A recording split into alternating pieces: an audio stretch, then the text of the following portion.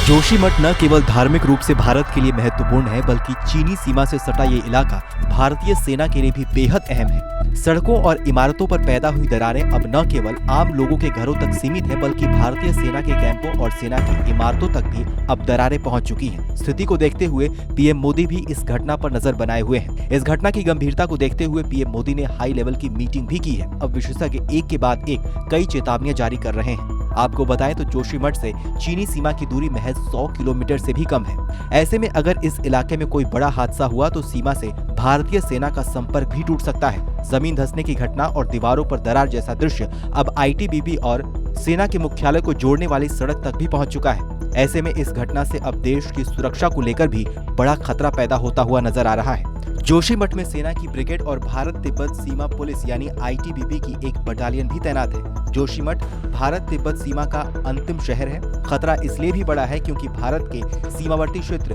बाड़ाहोती में अक्सर चीन के द्वारा घुसपैठ की कोशिशें की जाती है। साल 2022 में भी चीनी सेना ने इस इलाके में घुसपैठ की कोशिश की।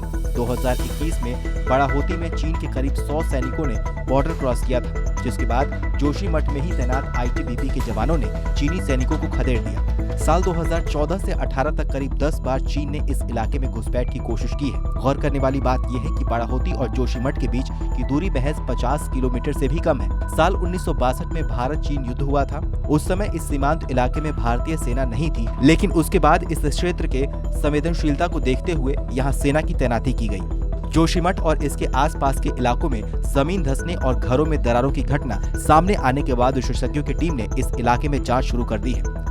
विशेषज्ञों का मानना है कि भूस्खलन अगर नहीं रुकता है तो किसी भी समय भारतीय सेना के लिए महत्वपूर्ण इस हाईवे को बड़ा नुकसान हो सकता है।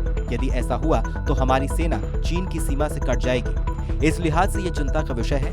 ये बेहद संवेदनशील मामला है। आपको बताएं तो भारत सरकार इस इलाके में मौजूद बद्रीनाथ हाईवे के चौड़ीकरण का कार्य भी चला रही है। मकसद यही है कि सड़कें इतनी चौड़ी और सुविधाजनक हो कि संकट की स्थिति में भारतीय सेना अपने पूरे साजो सामान के साथ सहजता और बड़ी तेजी से सीमा तक पहुंच सके। लेकिन स्थितियां अब और चुनौतीपूर्ण होती जा रही हैं। हालांकि जमीन धंसने और दरारों की खबरें केवल जोशीमठ तक अब सीमित नहीं है, बल्कि उत्तराखंड के 4 जिलों के 30 से ज्यादा गांवों में भी ऐसी खबरें सामने आ रही हैं।